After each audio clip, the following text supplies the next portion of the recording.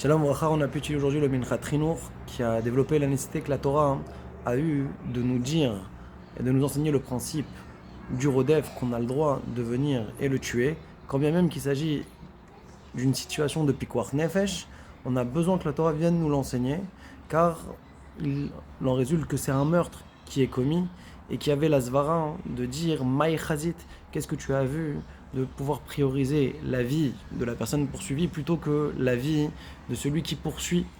Et donc, on a besoin du chidouche de la Torah, et ça on l'apprend donc de la Nara Meorasa, où il y a marqué Ven Moshiala, il n'y avait pas pour qui la sauver. De là on apprend que s'il y avait pour pouvoir la sauver, peu importe de quelle manière, alors on aurait dû le faire, même s'il fallait en faire payer le prix de la vie de la personne qui la poursuit.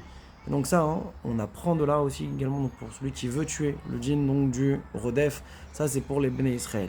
Maintenant, concernant les Bnei Noirs, eux aussi, ils doivent se laisser tuer plutôt que de transgresser un meurtre. Alors maintenant, pour eux, s'il n'y a pas la notion de pouvoir repousser pour la mitzvah, comment eux on apprend que le djinn de Rodef s'applique également pour eux, qu'ils auront le droit de tuer s'il y a le lasvara de Maï Chazit qui est présente? Alors, ils doivent aussi avoir des psukim pour pouvoir avoir le droit de le faire. Alors, ça, c'est la question qu'il a développée. Et il a dit que Baruch Hashem, Hashem lui a dessillé les yeux en lui rapportant la Gemara dans Masret Sanhedrin Nun Zayin, où la Gemara dit que c'est une permission parfaite et tergamour pour les Bnei Noirs également, de pouvoir sauver la personne poursuivie, le Nirdaf, même au prix de la vie du Rodef.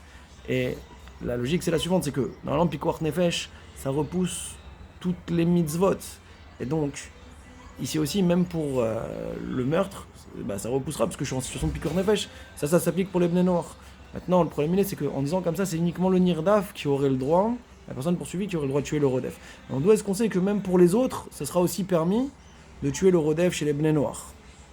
Alors, sur ça, il a rapporté la Gemara dans Masrin à une bête, donc toujours dans Sanhedrin, où là-bas, on voit que si on met en garde le Rodef, en lui disant attention, c'est un juif que tu vas maintenant t'apprêter à tuer, alors on lui appliquera le pasouk de la Torah qui est Shofer Dam Adam Ba Adam Damo Yishafer.